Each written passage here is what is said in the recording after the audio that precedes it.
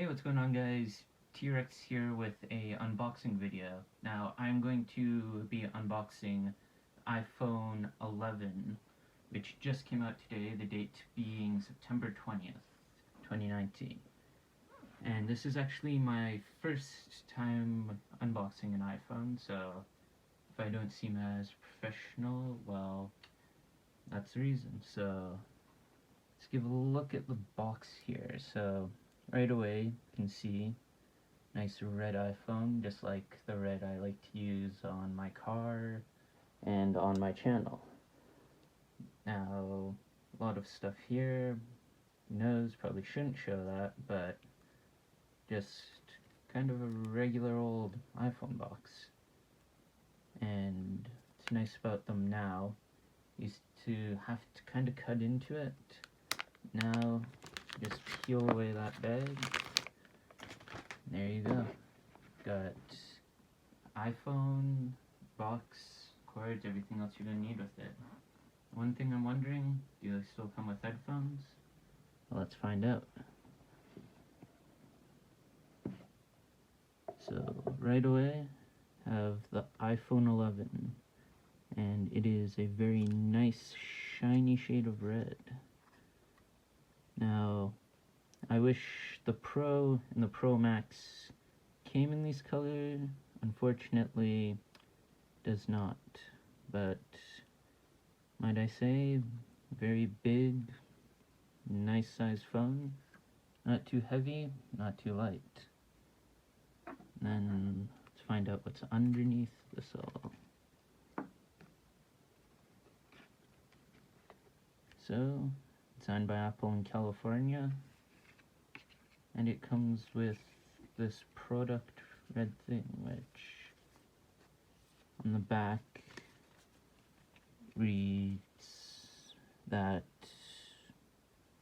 in partnership with Red, Apple will contribute a portion of your iPhone purchase to the global fund to support HIV and AIDS programs and help deliver an AIDS-free generation. Learn more or donate at www.red.org. And also, we have something in French to help us set up, English, and the usual for instructions, charging, powering. Then we have got our SIM card key here. Something else just fell. To be honest, I don't know what it is.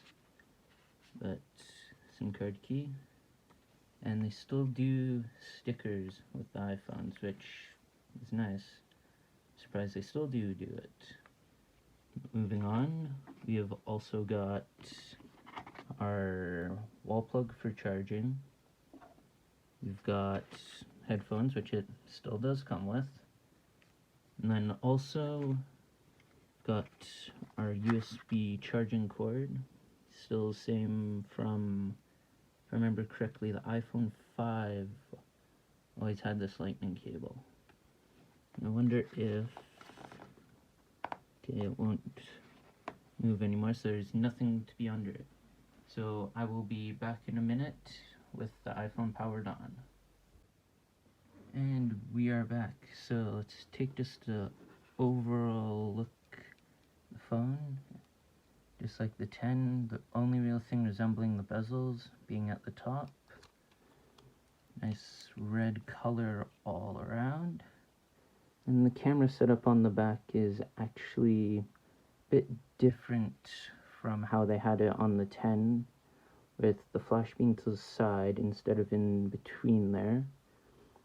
And then we also have had the phone powered on. So, yes, hello. And it's going to say in a bunch of different languages. Let's swipe up. Select English. We will select Canada. And to be honest, I've never seen this icon in a iPhone setup before, so I'm going to click it. Accessibility options. Well, we're just going to leave that as is for now. and if I have something running later, bring it nearby to sign in automatically. And I'm being told it may take a few minutes to set up the iPhone, so we will let it sit here for a few minutes. Data and privacy. So when they ask to use your personal information or anything, this icon will show up. Leave in privacy, so we will continue. Face ID, I will set that up later. And creating a password, we'll simply just go this, and we will do same password again. And the iPhone is processing this. And apps and data, I'm just going to go and don't transfer apps and data. And then this, I wish you could go through without signing all this in, so again, we will be back in a minute. And there we go, we've got everything all set up. So as per usual, you've got your Apple News over here, which actually the Find My Phone app has changed with how the picture looks. We've got shortcuts, tips, all suggested by Siri, all our news down here, and then got our usual apps, FaceTime, calendar, photos, camera, so on and so forth. And this phone just, it's interesting with all this new stuff, and I haven't used any of this newer stuff. Just had my iPhone 8 and been happy with it, but I thought might as well get something newer, might as well try it out, see what I think about it.